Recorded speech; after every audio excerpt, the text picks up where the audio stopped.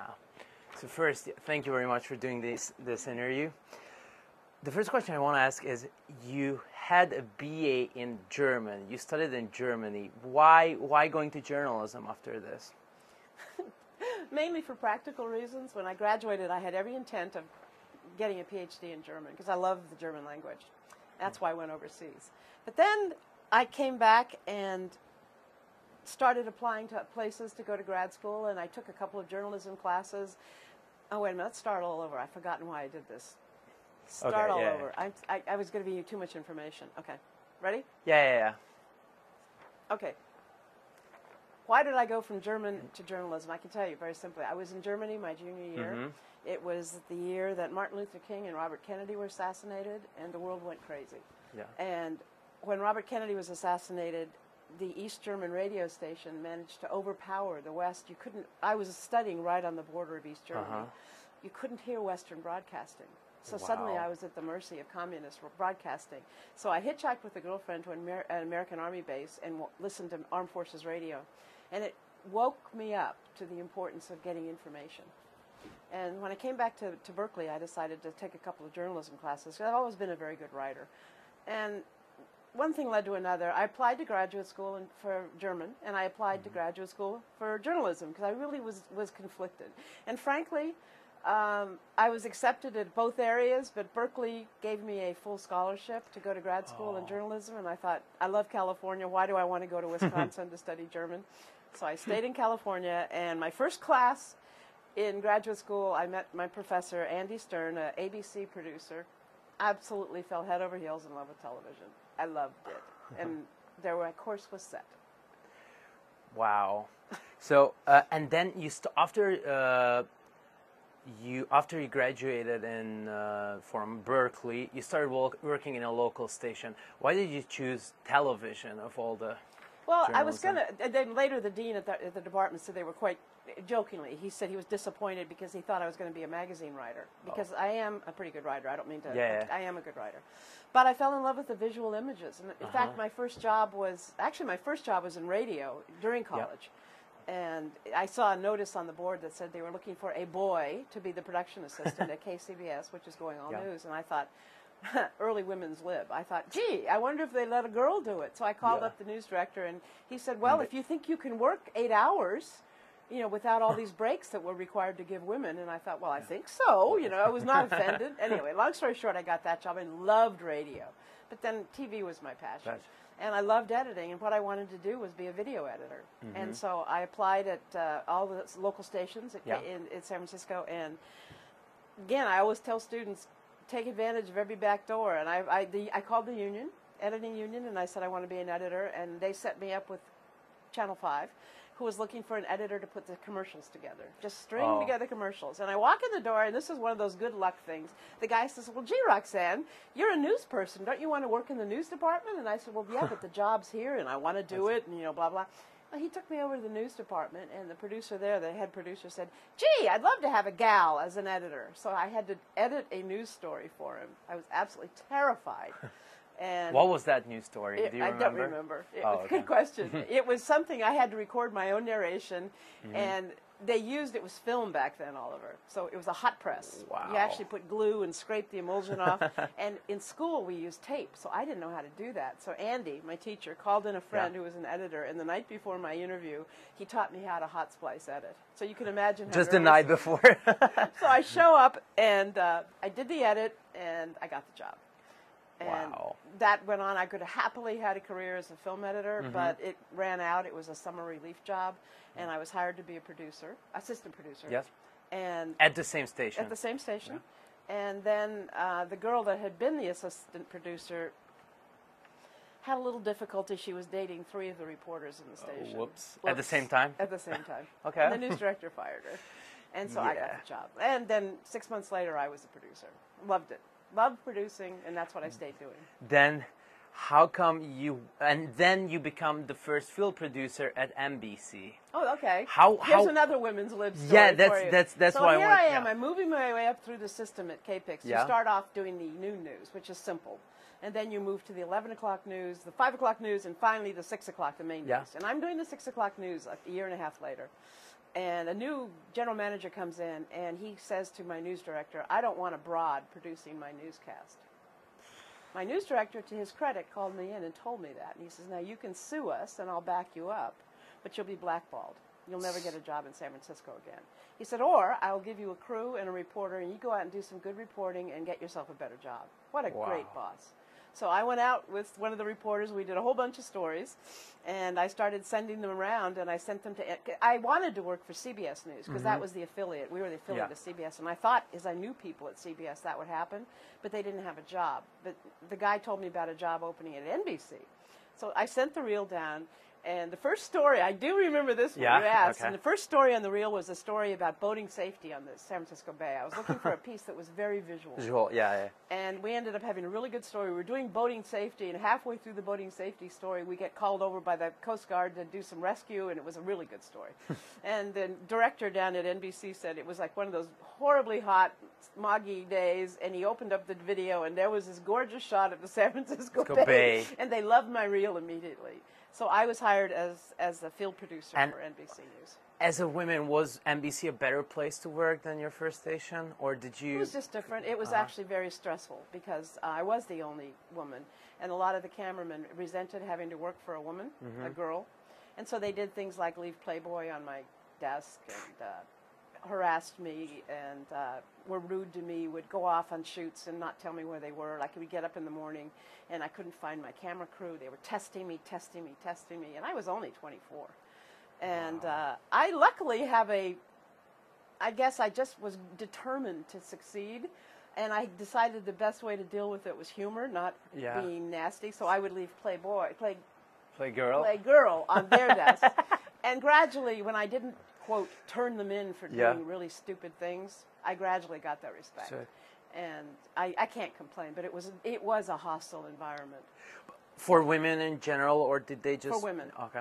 Because it was all new. They were just starting to bring women in, both as correspondents and producers. There was, everything was male. And it was just, they were resentful. But again, you broke through all that, and gradually you had good relationships. But I missed San Francisco horribly. And I was on the road at NBC 7 days out of 7. And I had no life. And I thought, I just can't do this. So this was the reason why you moved to PBS after this? Yeah, I moved back to San Francisco to PBS. And so all these experiences, because at PBS you did women's issues, documentaries. So was the reason how they behaved with you? No, I could have handled that. In fact, I handled it badly because I was young and I was their only female producer. Yeah. And rather than telling them I was unhappy, I just found myself another job. And they were really unhappy with me. They said, why didn't you tell us? We could have moved you to a different location, change your job. So that was a lesson learned. If you're unhappy with a job, tell your director that you're unhappy. Yeah. Because the chances are he can or she can make it better. But I just bolted out on my own. I was so excited to get back to San Francisco, where all my friends were, all my family. So it was just, I was moving on. Did you have a lot of friends moving to television? No. I was the only one. My friends scattered from Berkeley. They went to graduate school. They went to law school. They went, like typical. All over the place. But the big story I did at NBC was the Patty Hearst kidnap story. I don't know if you know who Patty Hearst is. Yes, She's the daughter of Randolph Hearst. And she was kidnapped. And I did that story for more than a year. I was the expert on Patty Hearst. So anyway, I left NBC, went back to PBS, and said... Went to PBS. Okay, so I left NBC, and I went to PBS, and then Patty Hearst gets captured, and I'm thinking, I have got to be part of this story. So I called the NBC bureau, and I said, is there any chance you need help? And they said, oh my gosh, you're the... Sorry, Oliver. No problem. Roxanne? No. I can't talk to you right now. I'm in the middle of being interviewed. Can you call back, please? Thank you. Okay. No Let's problem. Start again. Yeah. So, oh wait, what? Okay, so the next segment. So the Patty Hearst story. So So I moved to San Francisco to and PBS. then shortly after I moved back, Patty Hearst was captured, and I was desperate to be part of the story to have closure. Yeah. And so I called NBC and asked, could you use any help? And my former boss, was like ecstatic. He had nobody in the area, and this was this major story. So I was hired to produce the capture of Patty Hearst, and I did that for another week. And kind of got closure. It was funny. I really enjoyed that. But meanwhile, I was at PBS. They wanted to produce a show for first for local on women's issues. Again, women's movement was starting to really catch on at that point, and I was a little concerned about taking a job where I was in a niche, like being seen as a woman's producer, because I consider myself a hard news producer. But it was just such a neat opportunity. So we did that for a little bit, and then actually the show went national on PBS a couple of years later, and it was a great challenge and horribly fun. The entire staff was female, except for the engineers. That was a change. The KQED engineers, all men, and they called themselves honorary women. They made little T-shirts that said honorary woman. It was so cute because they were so supportive of what we were doing, very different than years before. And PBS was a wonderful experience. Just I can't say enough about what it's like to work for an institution where they value your ideas. There's not all this horrendous oversight, self-questioning, and you know the only problem with PBS is you're always raising money. Yeah. And do you think is it the same today? It's worse. It's worse. Yeah, when I was at KQED, the women's show was all funded by the stations. It's very complicated in public television. Every station that carries the show contributes to the budget, and we also had funding. But that ran out at some point, and I was again good timing. They were looking for someone to take over their local news show. Sure. KQED actually had a very famous local news show, so I took that over and did that until they canceled it because it was too expensive. But my boss called me and he says, we just cannot keep this thing afloat. He said, but we'd like to keep you on board. We are hoping to create a documentary division. But you have to not tell anybody that that's what's happening, because if you tell the staff that they're being fired and maybe will be rehired to do documentaries, it's against all the union stuff, so you just have to fire them. So I had to fire all my colleagues. One of the hardest things I've ever done. And everybody, the last show, they were all crying. It was extremely emotional, a big end of an era for KQED. And then my boss, true to form, called me in. He says, all right, you come up with a budget to do documentaries. So what we ended up doing was coming up with a plan to do, unbelievable, about 30 documentaries a year.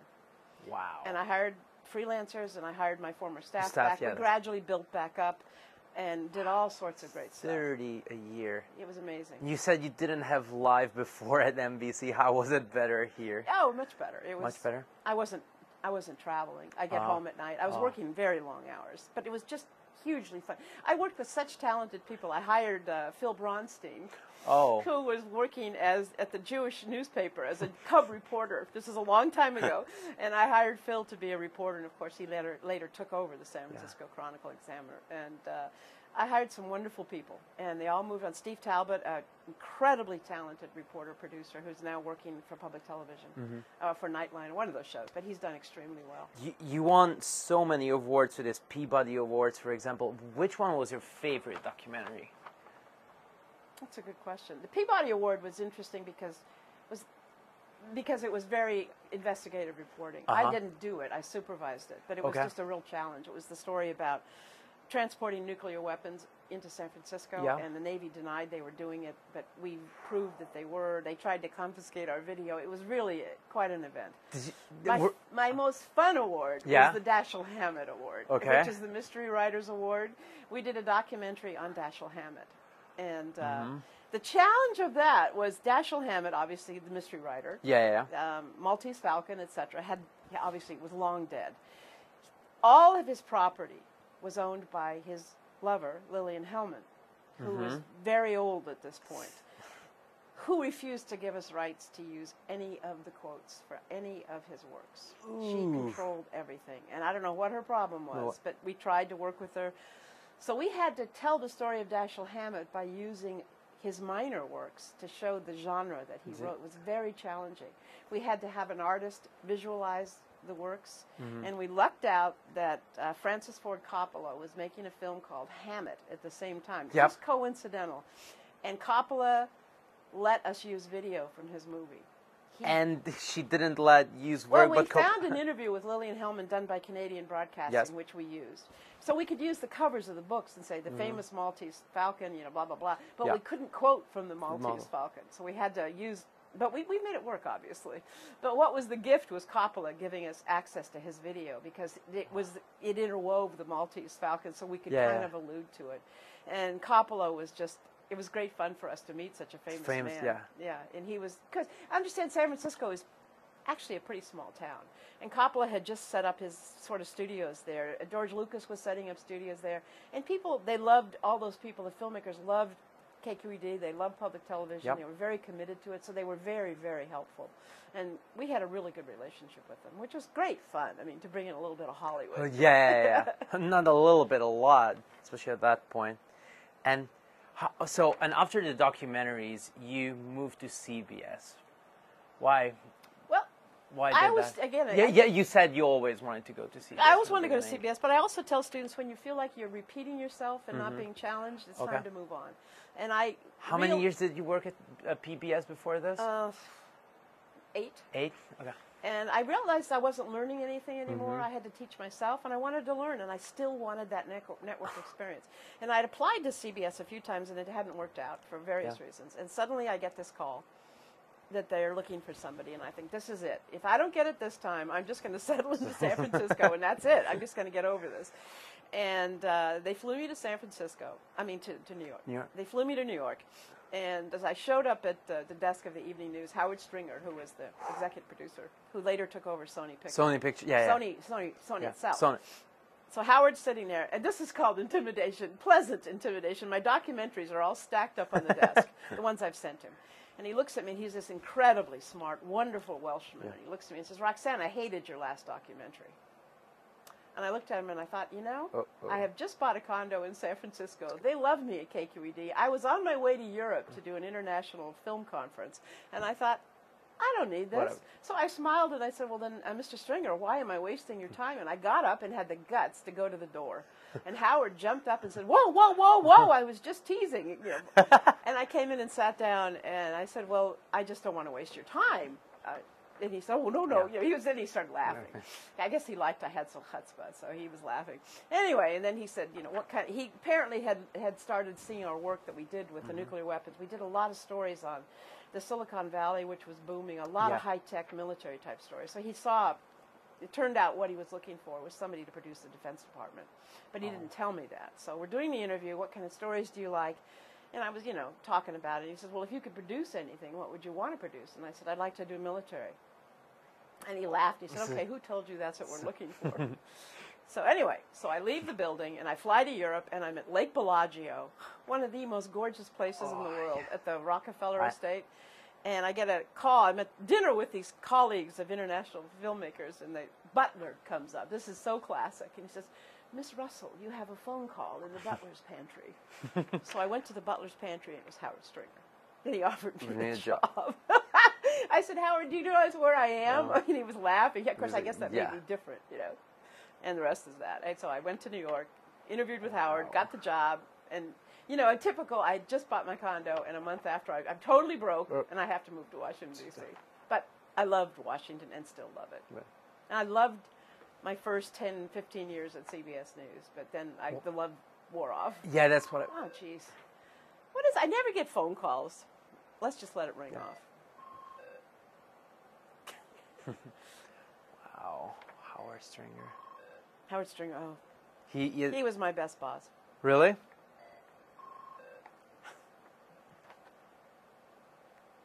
Well, why was he your best boss?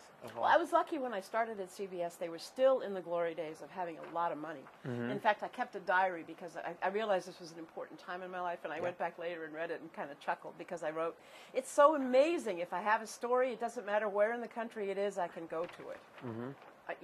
I don't have to just shoot in Washington. And Howard was challenging and smart and supportive, and your stories would run. And in those days, we actually had a hot control room in Washington, and Howard was in New York, but you were in communication. And when your piece ran, the phone would ring, and it would be Howard Stringer calling, and it was very nerve-wracking. But Howard was he was very, very strict. I mean, he wanted news covered, but he was very supportive. He didn't make you afraid to take risks. And I did things like cover the Army Rangers for 11 weeks, which was a huge amount of money, with a freelance cameraman. We spent 11 weeks with the Rangers. And then later I spent half a year in and out covering Navy pilots. How do you become a Navy pilot? And we went all over the country, flew up in jets, tried to figure out how to put a camera in a high-speed cockpit because the stuff flies around.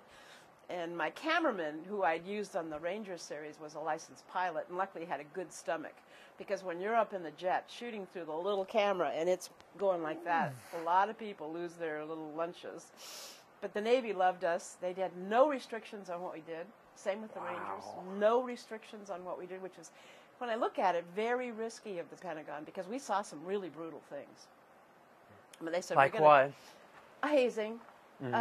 Kids working really hard. They lose 30 pounds. I mean, it's very, I don't mean physically abusive, but just brutal mentally. training. And mentally. And they basically said, we just hope you will wait until you finish the 11 weeks before you write your script, so you see the process. And that was the only agreement we made. And they had nothing to say with what we wrote. And I felt really good about that. Did it become a news story or a documentary? A 6-part series. 6-part series. Okay. Yeah, every night for 6 nights. And we followed, what I figured out to do was we were trying to figure out how do you tell this story, because we had maybe 25 young men learning to be Rangers. So I said to David Martin, who's the correspondent, I said, why don't we make each section of the training a story? In other words, once they train on the cliffs, learning how to go up mountains, then they go in the desert, they go to the swamps, they do all sorts of different kind of training. So what we tried to do is tell a story in each section of a young man meeting a challenge and how did he survive. And then at the very end, because a couple of them were set back, in other words, they didn't proceed with the class, so we went back and rounded up all of our young men again and caught up with where they were. Wow. It's a very complicated story, but it was so much fun.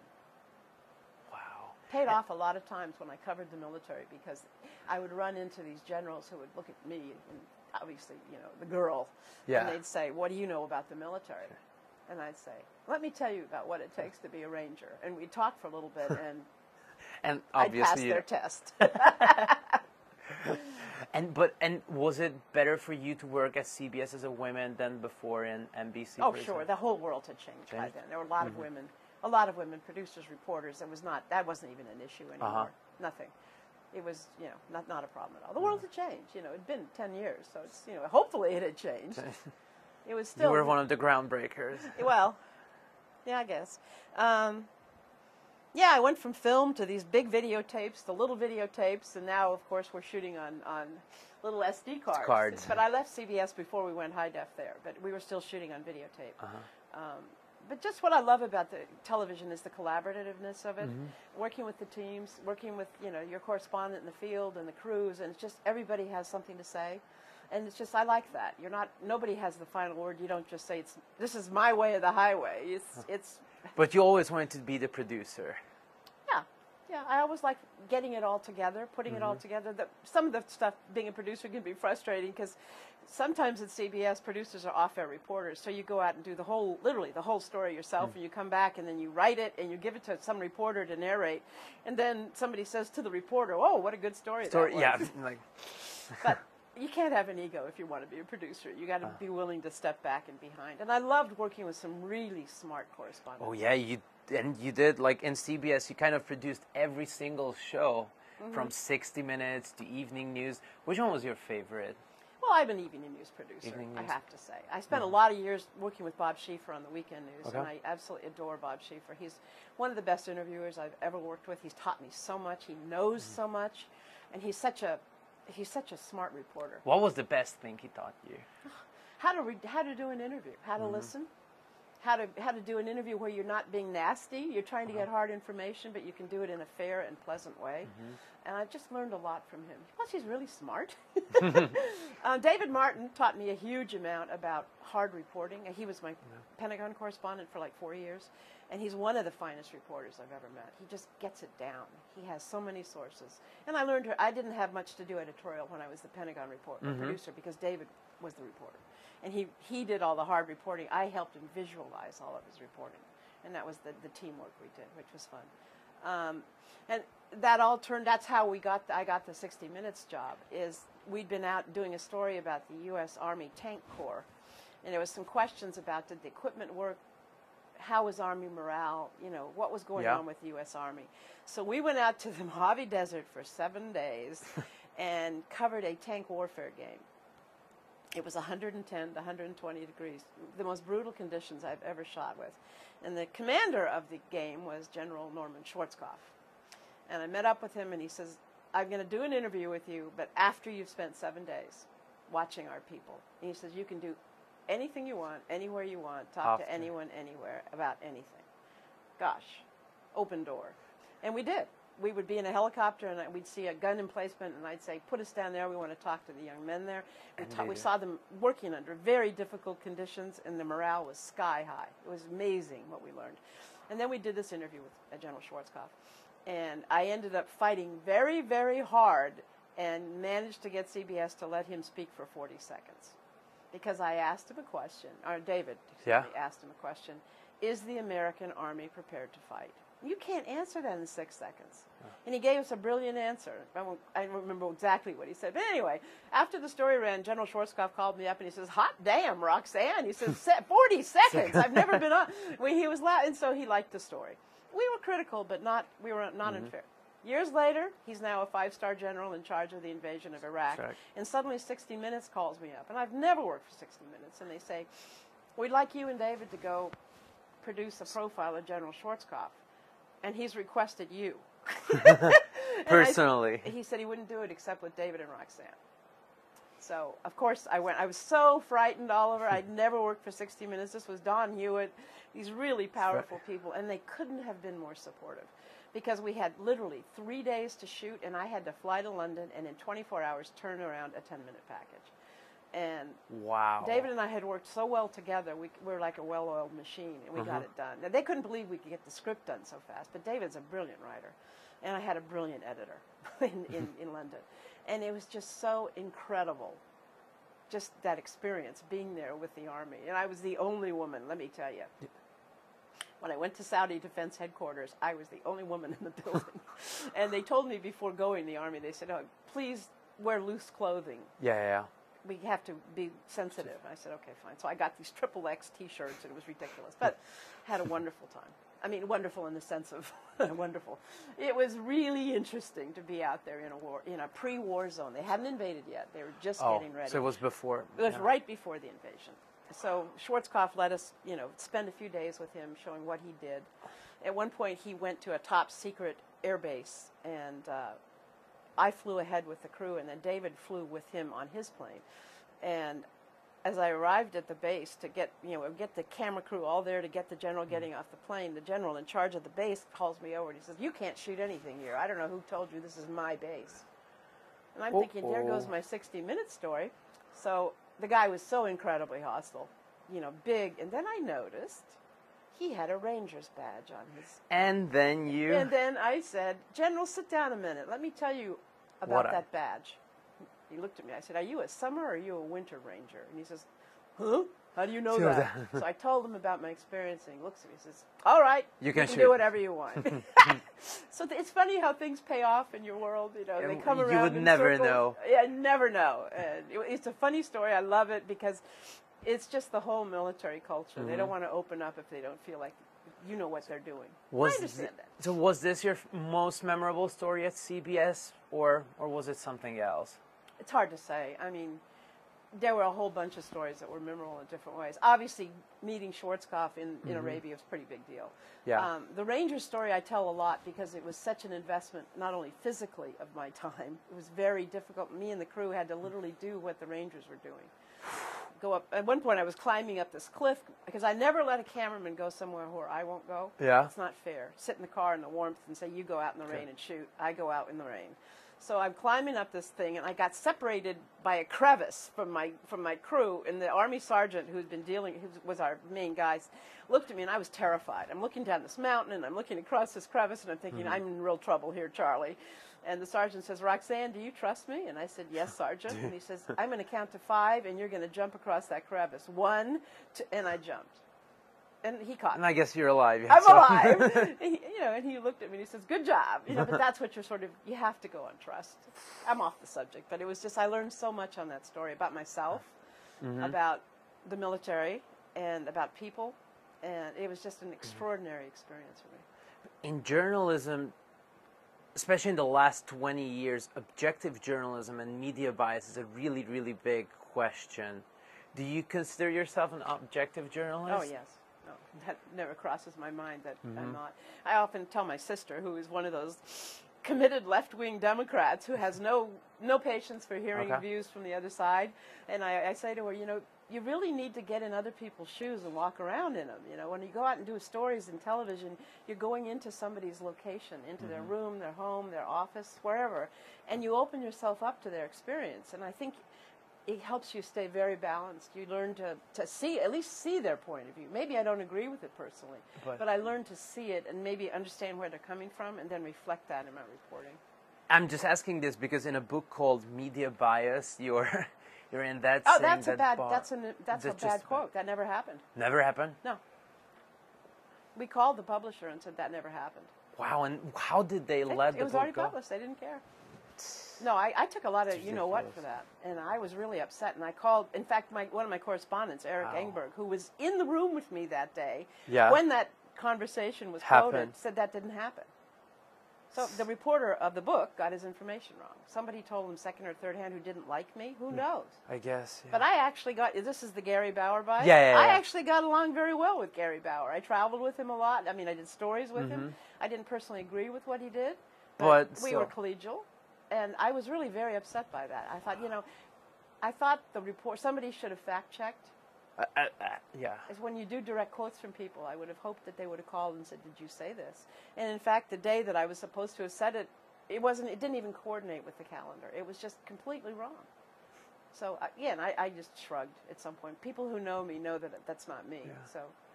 So you didn't sue the company? Not worth it. Not worth it. I don't want to get into a fight with that reporter. No, it wasn't worth it. He made a mistake, okay, but it didn't hurt me. I mean, I just got some very nasty email from people. Wow. Saying, oh, now we know why CBS is this. And I would reply and say, I'm sorry to inform you, but this was quoted out of context, and this is not what I said. Anyway. You have to live with that. You have to develop a thick skin. So I'd forgotten all about that until you mentioned it. Oh, no, I just saw it. And well, you're doing your research. That's good. So you worked 22 years at CBS. Who's counting? Yeah. And you left CBS because you felt you needed change? Or again, like I said earlier, when you feel like you're repeating yourself, move on. Yeah. And I had been doing I was the senior producer for the Weekend News, and I had Monday and Tuesday off. And I've always liked, part of my job at CBS was to bring in some of the younger, new reporters, and they'd work on the weekend, and I kind of helped them understand the CBS way of writing. And I realized I liked that, and so I contacted the acting director, Al May, at the time, and I said, are you looking for anybody to teach broadcast writing? And at the time, no. And I thought, oh, that's too bad, because that would have been fun. And then a year later, Al contacts me and says, we were starting up this studio class, and we need somebody to handle the content part of it. We have a techie guy, but we need and so I did that, and then I did that for several years as an adjunct, a freelancer. Yeah. And then acting director Steve Livingston called me up and said, we want to try to really put effort into our studio, and we want to broaden. And so, long story short, he offered me a job. And it was a 2/3 pay cut, but I wanted it because I really love GW. I love the students here and the staff. It's such a different experience to be a teacher. And I was so tired. My job at CBS had been every week I was supposed to report on how the war in Iraq was going from my viewpoint in Washington, and I got so bored. My boss didn't want me to travel because she wanted me to save money. So I'd come into the office on Wednesdays, and I'd try to come up with other stories, which she'd reject. And she'd say, well, let's just see what happens on Saturday. So I would try to get some things lined up in my mind. And then Saturday morning, the New York Times would come out, and she'd call me up and say, I want the lead in the New York Times. And I had to produce that in 6 hours. And one day I got a little sassy, and I said, to my boss, I don't work for the New York Times. I said, don't you want different approaches to these stories, which I think I can offer you? And she wasn't interested. She wanted the New York Times. And that wasn't very satisfying for me. So, again, pay attention to when it's time to move on. I didn't want to be sour and unhappy at CBS because I really adored my colleagues. And I adored working with the editors and crews. It was hard leaving. But on the other hand, I adore teaching, and I really enjoy it, and I'm having a good time. Is it more fulfilling to you than the work? In a different way. In a different... I mean, at some point, I'm getting older, and you like to pass on what you've learned, and that's always a thrill when you can do that. And I love, because I don't have children, and I love learning from people like you, because I learn so much about what's in your heads and what's going on. What's the 3 big things you've learned, for example? What? From the students? Oh, there's no 3 big things. Or just one then. You just learn expressions. You learn who's hot in the audio, in the music world. You learn what TV shows they're watching. One of the most fascinating things I learned. Okay, now that I think about it, I saw a story in the paper that said students prefer to text than do telephone conversations because it's less personal. And I thought, that's crazy. So I asked my class, I said, is that true? And they all nodded. And I said, well, why would you not just call somebody? And they said, well, it's rude to call somebody and expect an immediate response. And to me, that was just mind-boggling. They said, if you text, you have time to think about it. Like, do you want to go to a movie tonight? You can think about it for a little bit. But if somebody calls you up and says, Roxanne, do you want to go to a movie? It's rude. And I'm thinking, boy, have times changed. So that's kind of sad, I think. But it's interesting, just a different way of communicating. That to me was very mind-boggling. So do you think that all the technological changes made human connections more impersonal? I think so. I think younger people are less prone to get committed one-on-one than when I was your age. Yeah. Because when I was at Berkeley, to get together with your friends, you had to physically get together. You had to go to your boyfriend's dorm room and knock on the door. There weren't phones. They didn't have phones in the dorms except at the end of the hall. So you had to be ready for those personal. But you also had a lot of just one-on-one talks. And I think that's a little missing now. People do things more in groups than they did when I was in college. When I was in college, it was very much a dating culture. And now it's more of a group culture. But I'm not judging it. I'm not 21 years old. But I worry about people being afraid to commit. Yeah. Because the hardest thing I think students in my class, correct me if I'm wrong, but is to do a video interview where you have to sit close to a person like you're doing right now and be in their space, look at their face, and talk to them. And I think that's the hardest thing students have, is to overcome that physical barrier. And do you think it's different all around the world, or is the same? Oh, I don't know. I'm not all around the world. You know? I meet with German journalists twice a year. They come, and they seem to have the same concerns. They're young, and they're working with the same technologies of trying to figure out what's the future of television, how much do you do on the web versus... We're all facing the same technology. We're seeing another, huge technological change obviously going on. And, the whole future of television is... So what do you think will be the future of television? Well, just like I've read, there was that documentary about the New York Times, where the New York Times was worrying about the expense of the plant, making the paper, is the expense of the broadcast. A huge operation they've got in CBS in New York, and the bureaus all around the world. And I think this is a loss, but I'm wondering if they might just make it smaller and put it on the web and not do a broadcast, save all those satellite costs. That could happen. I'm not sure it's... Right now, most people, including myself, watch the CBS News on the web. Choose the stories you want to look at. You don't sit down with Scott Pelley from 6:30 to 7 and sit for half an hour, very rarely. If a big news day happens, I do. But mostly I'll just look at it later. And I've talked with a lot of my colleagues about this. I'm concerned that people are becoming less intelligent in the sense of you're not going to be exposed to stories that don't immediately interest you. When you had to watch a whole broadcast, you might watch a story about a farmer in North Dakota. Yeah. Which you wouldn't maybe and learn new things. Yeah, but you're exposed to it. But now you can kind of go online and say, oh, I want to see the Supreme Court decision, and I want to see what Obama said, and I want to do, oh, that teacher looks interesting. But, oh, that economic report out of Cyprus, I'm not interested. Well, maybe you should be interested. And that's just me muddling. I'm not sure what the answer is, but it's that whole thing of niche journalism. People going to the sources that reflect their own opinions. But don't you think that this is happening in the grander media as well, that people are going to, for example, Fox or MSNBC just to see their viewpoints reflected? Oh, yes, absolutely. I said my sister and brother-in-law are very much, they look at segmented media. They look at the media that reflects their own views. I don't see them ever watching Fox. Or listening to an interview with Wayne LaPierre. I'm sitting for 10 minutes and hearing him, which I'm used to doing because I'm interested in what he says. Whether or not I agree with him is irrelevant, but I think it's important to hear what he says. Because otherwise you're in this vacuum of he said, she said, and assuming you know, and really you don't. And people change, and you have to pay attention to. How do you think this can be remedied? What can be remedied? This segmentation of the media. That's the big question. I think that's what the academics, the PhDs on the fourth floor can deal with.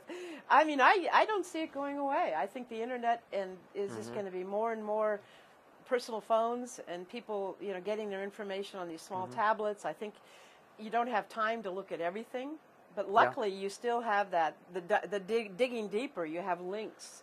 So if you're on the Washington Post website and there's a link to a site, maybe it is the NRA website, that if you follow links, you still can be exposed, but you have to really want to devote time for that. Yeah. I'm not in despair. I just think it's changing. Howard Stringer, years ago, we were talking about, he was leaving CBS, and we asked the same question. We had lunch, and he said, "Where do you think television's going?" And I said, "I think it's going to the web." And he says, "I do too." And later, of course, he moved to Sony and got off of all that. But it is. I think it's great because I remember when radio was in the decline for a while in the 1940s when television arose. Everybody said radio's dying, it's gone. And look, radio's alive and well, and just different. And I think television is alive and well, but it's going to be different. Yeah. And again, I never am negative to students. I think there's a wonderful Oh, no, future. you're not. No, I mean, there's a wonderful future out there. It's just different. Yeah. And it's going to be fun to watch the ride. So you've had all your career in this changing television world. What are you the most proud of? What I've in done? your career? I haven't thought about what am I most proud of. Or what that I was respected by my colleagues, that I did a good job, and that I could call the same source twice and he would still talk to me, that I was true to my word. If I was doing a story, I never misled anybody. And I have the respect of my colleagues, and that means more to me than anything. I think I have the respect of my students. And to me, if you can't feel that self-respect, that you're doing a good job, nobody in the world is really going to say, "Oh, good job, Roxanne." But if you feel like you've earned the respect of people that you value, like when I hear someone say something nice about me, I'm always just thrilled because you don't expect it. And that's kind of the gift of a long career. And of teaching as well? I hope so. I haven't heard people talk about my teaching, so I don't know. But I see the student evaluations, so I do take that seriously. But last month I had the wonderful opportunity to fly to San Francisco to pay tribute to an anchor I worked with early in my career who became a good friend. And she was, talk about trailblazer, first black woman on the air, first black anchor, just a woman who's fought everything. Dear, dear friend, loved by everyone who she's met. And the tributes just poured out to her, including something from Obama. And to be part of that, to see the joys of a career in television, and that I could share in praising her. It was just, I don't know why, it struck me as just what a wonderful ride I've had, that I got to meet all these incredible people and share in all the changes going on and watch it and be a partaker, not just an observer.